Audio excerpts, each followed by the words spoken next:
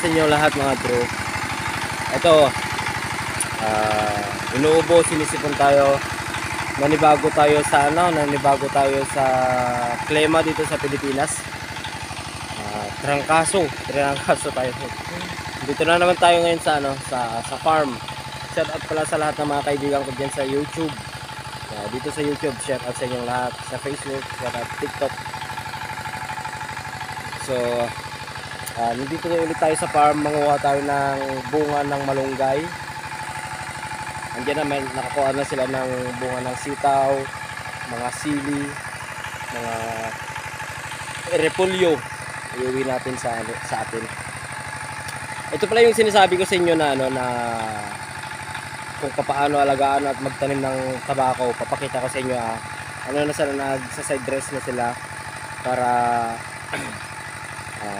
pwede na nilang patubigan nila to. Pakita ko sa inyo.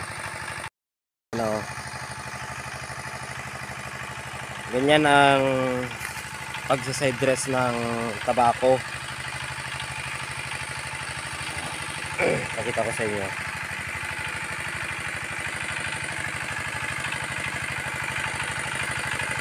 Pagkatapos na ito, pwede na nilang patubigan para mas madali, mas mabilis ang paglaki nila. Yan ang ginagawa nila. Ito yung traktor na paatras ang nila para hindi matabunan yung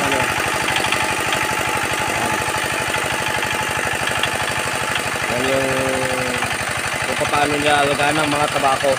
Papakita ko sa inyo naman yung mga natabunan, yung puno niya. Ito naman yung mga natabunan. Yan sila. So ganun ang ginagawa nila Yun. Yung puno niya kasi natabunan ng lupa. Bale tinatanggal nila yung lupa.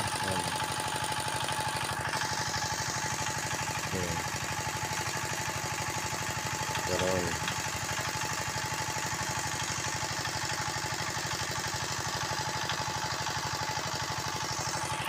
Diba? Napakadaming trabaho ng tabako.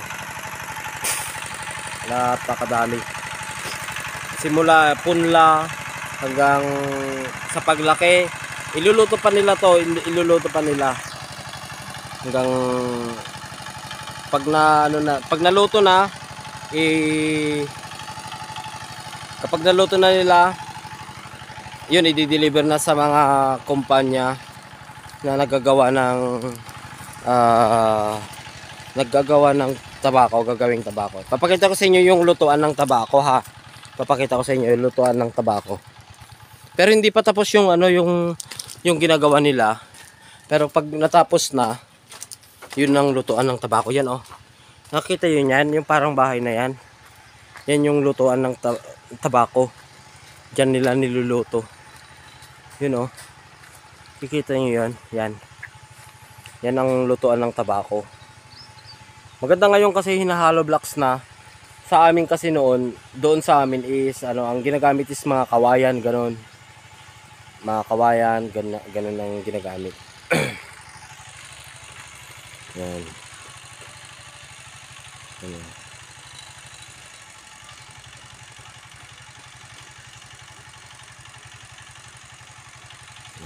Yan proseso ng tabako. Doon naman mga mais yung mga tinanim nila doon, mais. So dito kami pa rin sa bukid, mais.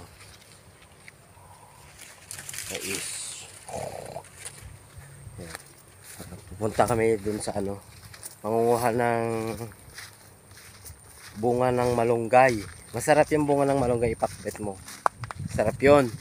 Pupunta kami doon mangunguha. Kaya lang sobrang init, grabe. Yung init niya is nakakasunog ng balat. Dito kami ngayon sa farm.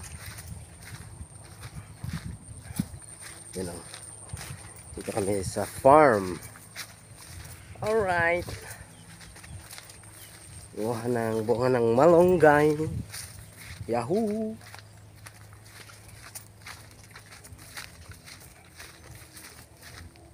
So, kumusta naman kayo dyan mga draw?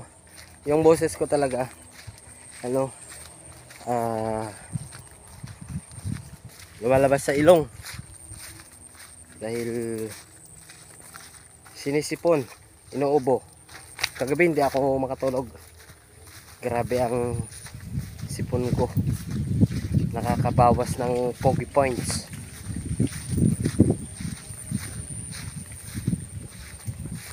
Yun o. Daming mais. Sino yung may gusto ng mais dyan, mag-order na kayo. Yun o. Okra. Ayan. Sinong may gusto ng mais, PM na lang. Ha? Ang pinakamalapit na pagdideliveran, Canada. Ha? Gusto ng Canada.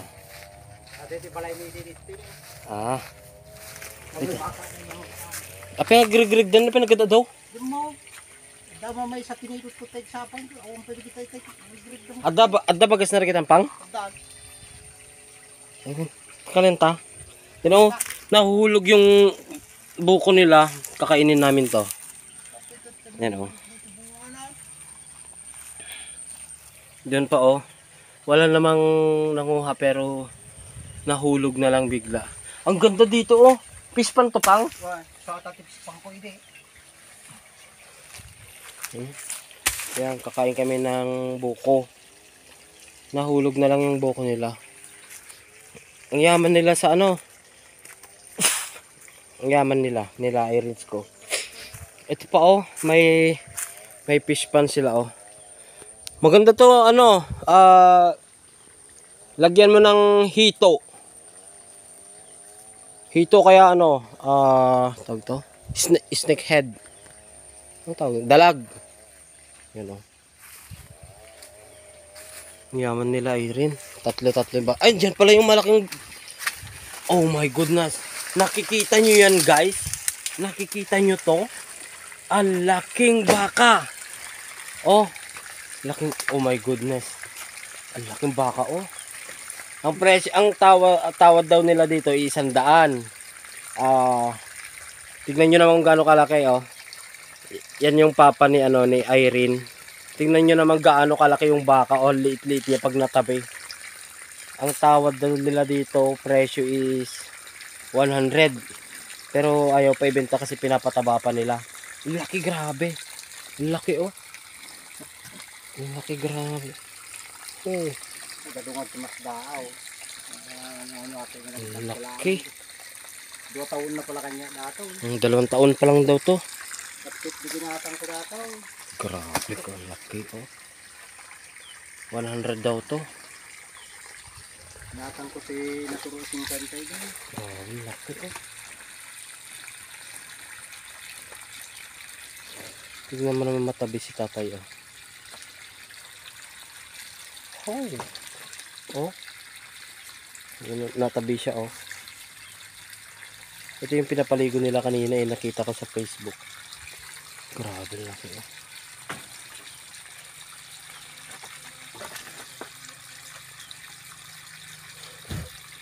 Anong breed to tay? Anong breed? Bulacan. Bulacan? Gapi, ganun.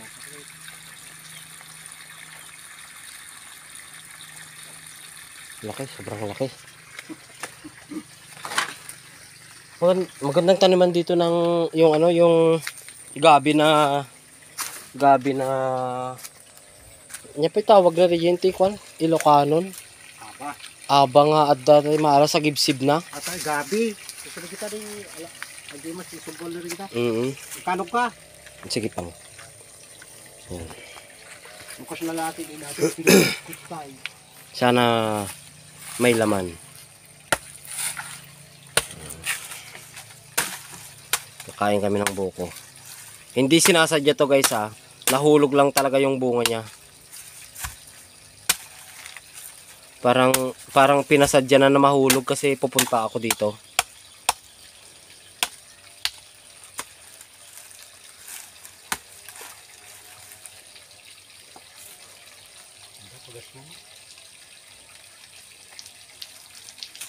Yan. Inumin ko lang ha.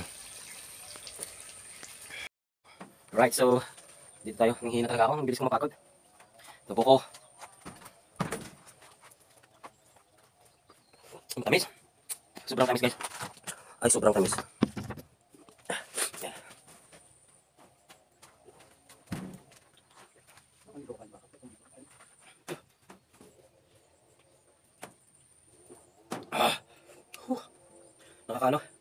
Nakaka-relax yung uminom ng saon nito.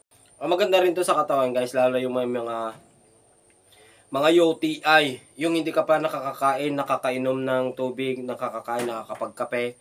Ito ang magandang inumin mo sa umaga. Tapos yung kulay na ganito, oh, kulay pula na niyog, ito talaga yung may mas mabisa daw to kaysa sa kulay green lang. Sarap. Super sarap kami. Ano ko? Sinipon. Okay, so, sige lang guys. Kuha pa rin na. Dami mais na. Yan, mais. Pinahilin ko yan. Pinahilin ko yan, yaman pa rin na. Ngayon ko lang nalaman na mayaman para sila talaga. Malawak yung lupain nila. Tapos, may 3 silang bahay. Ito, may farm sila dito, may bahay sila. Doon, may farm. Doon sa pinanggalingan natin kanina, may farm pa sila doon. Iba pa yung malaking bahay nila doon sa bahay talaga. So, mayaman sila. Galing. At ang liit pa ng papaya. Namumunga na, papakita ko sa inyo ha. Ayan oh. Ang liit-liit pa na papaya. Namumunga na. Di ba? Sana all.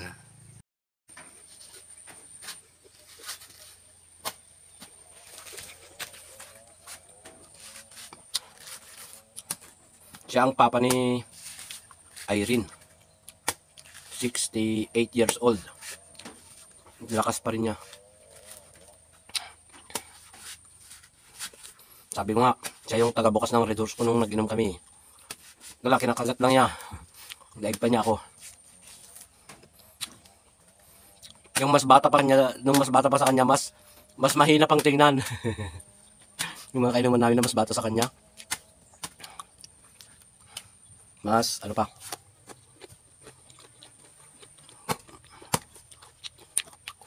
Ito, ano daw? Papabaon daw sa akin pag uwi.